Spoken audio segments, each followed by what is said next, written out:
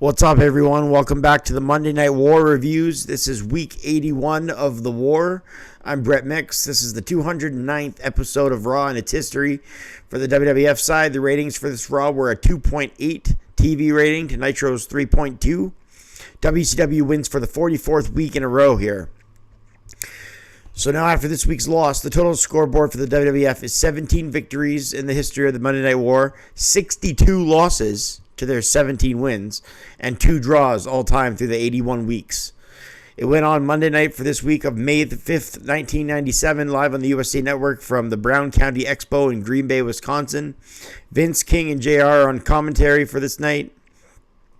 We first see clips of Pillman's comments from the week before as he got down in prayer for the Hitman's recovery and the complete annihilation and destruction of Stone Cold Steve Austin. Then came out and said, not even Brett will be able to save your ass. This is all from last week. They're showing clips. They show the feud Austin had with the Hart Foundation, basically. They showed Owen win the IC title last week, and the newest member of the Hart Foundation, Jim Neidhart. Raw started off with their grand thorn in your eye entrance that became accustomed to for the last couple of months on Raw. Green Bay is loud as the Hart Foundation come to the ring to start the show. Brett's wearing an Oilers jersey in his wheelchair as the Oilers were in the 1997 Stanley Cup playoffs at the time, making an underdog appearance against the Stars, defeating them, and then they faced the defending champ Avalanche in the second round.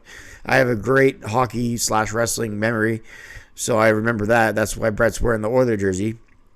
Pillman, the Hart Foundation, Owen, Bulldog, Jim Neidhart, all in the ring at the same time for the first time. Now that Neidhart is a part of the Hart Foundation with Pillman. Brett thanks the fans around the world for his support in South Africa, Germany, England, Middle East, and especially up in Canada. Brett said, as far as American wrestling fans, well, to quote Shawn Michaels, tough titty, said the kitty. Brett thanked Owen for dedicating his IC title win to him, thanked Neidhart for protecting him against Austin. Brett says, this is a dream team right here. Brett says, now that we got rid of Austin, we can destroy somebody else, and I like the sounds of HBK, the boy toy. And I think it's fitting. A bunch of lions ripping up an antelope, a little dancing antelope, will make HBK sorry for running in my matches with his knee that's supposedly all better. That's what Brett says about HBK. McMahon welcomes us to Raw's War on commentary after the opening Hart Foundation segment. Ross says Stone Cold will take on the Bulldog tonight. King says, how will Shawn Michaels react to the Hart Foundation's threat? We'll find that all tonight. The opening match was Rockabilly versus Ahmed Johnson. Ahmed comes to the ring to a decent pop, billed as the Pearl River Powerhouse. He comes in black track pants as opposed to his usual red trunks. Ahmed will run the Nation No Domination's gauntlet this Sunday on pay-per-view. But here he took on Rockabilly. Rockabilly is dancing around like Honky Tonk Man who danced around like Elvis. And it's a bad impression, and it's just a bad character. Rockabilly wins by DQ at 3:57 when Ahmed grabs the guitar from Rockabilly and smashes it over his head. Gave it a quarter of a star because I don't like to give out duds. Hart Foundation continued to search for HBK backstage, and the Hart Foundation and the dressing room says he's not there. The people in the dressing room. Owen says he must be in the ladies' room. That was hilarious. Vader took on Goldust next. Vader wins at 8:22 after a Vader bomb. Basic match here. Shamrock was on commentary, and both guys went at it as they'll face up each other at the Cold Day in Hell, which is this Sunday on pay-per-view. This is the go-home show to a Cold Day in Hell in your house. Each time Vader hit an offensive move, Shamrock looked at him from the commentary table, and Ken said, shut up a lot. He said he wanted to go at him and embarrass the bully by making him tap this Sunday. Vader invited Shamrock into the ring after he beat Goldust. Shamrock says, okay, and he tackled down Vader. The two rolled around on each other. Mankind then came out to apply the claw on Shamrock and Goldust after the match. Mankind with the running Bulldog to him after the match. But Shamrock's got a little taste of a Cold Day in Hell where they'll go at it. Jim Ross talks about his sit-down interview with Goldust and Marlena, but it was more Dustin Runnels and Terry than it was Goldust and Marlena. It was more of a shoot promo. He talks about how he hasn't talked to his dad, the American Dream, in 2 years. But he tells his dad, if you're watching, and I know you are, I love you. I pretty much said that. The Hart Foundation have found HBK, they think, backstage, and they attack him, but they realize it's not Shawn, but they beat him up anyway because they're all a bunch of heels that are bloodthirsty, apparently. Next, Crush will run the gauntlet, much like Ahmed Johnson's going to run the gauntlet for the nation, but Crush is doing it here. He beats a jobber, then he beats another jobber after a belly-to-belly.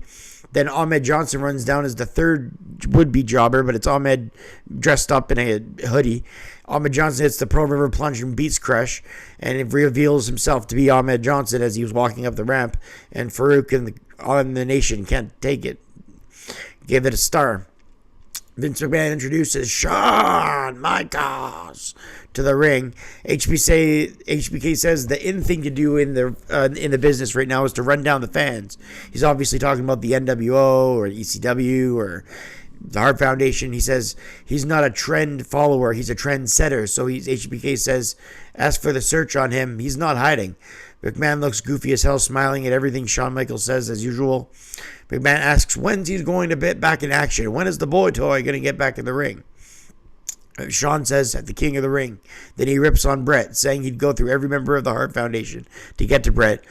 Well, Brett promised HBK he would be attacked before the night was over. Brett interrupts Shawn. They were planning a HBK-Brett match, so that's why we get a lot of build between Shawn and Brett. Shawn didn't want to lose to Brett and Vince and vice versa, so it didn't end up happening. Nonetheless, we got an awesome Austin HBK match at King of the Ring 97, despite no Brett HBK, just like we got an awesome Austin Brett match at WrestleMania 13 when there was no Brett HBK. So Austin seems to benefit whenever there's no Brett HBK. That's the theme. Shawn took off his shirt at the end of the promo, and Brett said, is that for the guys or the girls? That was funny. Brett sends the anvil to the ring, and HBK goes at it with the anvil, and the entire Hart Foundation come out as it's a trap. Fans applaud as the LOD come out and attack the Hart Foundation to save them. Next up, the LOD take on Doug Furnace and LaFon. LaFon in a chopping war with Hawk. Loud LOD chants from Green Bay. A good tag team match. Hawk was in control, but Owen screwed over the LOD by hanging over Hawk over the rope as the Bulldog distracted the ref on the other side of the ring. Furnace and LaFon get a victory at 750 War. I gave it 2 stars. The Hart Foundation were in the back with HBK separated only by officials. Then Austin showed up to a loud pop as he attacked the Hart Foundation backstage. Again, separated only by officials. The Undertaker came to the ring for a segment next, a promo with Vince in the ring. His gong got a subsequent pop after Austin showed up backstage. Taker grabbed the mic from Vince. Vince just kind of stood there as Taker took the mic and looked into the camera while speaking. Taker says he is the World Wrestling Federation champion, the defender of the belt, which belongs to the creatures of the night. The belt someone has decided to take from him. He says, you may have the belt, but you are no champion. He's talking about the Hart Foundation. He says, you're playing a deadly game for which you cannot win. Taker says, before the night is over, thou who takes the gold will pay dearly. And as far as Austin goes, it'll be a cold day in hell before you become champion. He says some other things, but I'm paraphrasing. That's the best of the bit that Taker said about Austin and the Hart Foundation. The main event in the ring was Stone Cold versus the British Bulldog. Austin's work rate was so good back here around WrestleMania 13 time. He was more than just a good mechanic, as he called himself. He worked so efficiently, mixing brawling with his mechanical, methodical, scientific type of style that he worked in 96. Bulldog was a worthy competitor, and Austin and the Bulldog put on a great job in this match.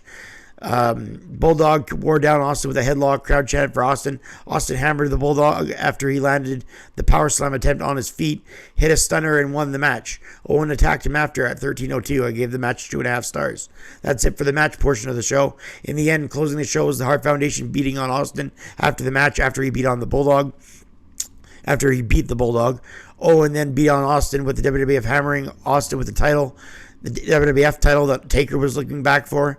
LOD chanted for, and they ended up coming in the ring to even the score. Owen grabbed Shawn Michaels, who ran to the ring to try and even it up. McMahon calls it a real Donnybrook here on Raw, as even Furnace and LaFon get involved, and they aid the Hart Foundation. Then the Undertaker, the lights go out, and the Undertaker comes to the ring. So the HBK, LOD, Undertaker, all taking on Hart Foundation. Furnace, LaFon, and Austin is caught in the middle of it. They end up going to the outside as Austin and Taker are the last two guys in the ring. Taker lays the title in the middle of the ring and says, it's you and me, boy, this Sunday, pretty much. And Austin and Taker then brawl with the refs and officials separating the two as Raw goes off the air. I scored this episode of Raw a rating of 6.5 out of 10 because it had a decent theme throughout the night with the Hart Foundation looking for HBK and Austin and Taker. They had a lot of star power on the show with those guys that I named: Vader, Foley, LOD, Austin, Taker, Shawn, Brett. Then the Goldust interview was also captivating. They'll have part 2 of the Goldust interview next week. So that's this week's Raw. We'll see you next week for more reviews. I'm Brett Mix. Hit like and subscribe. We'll see you next time. I'm out.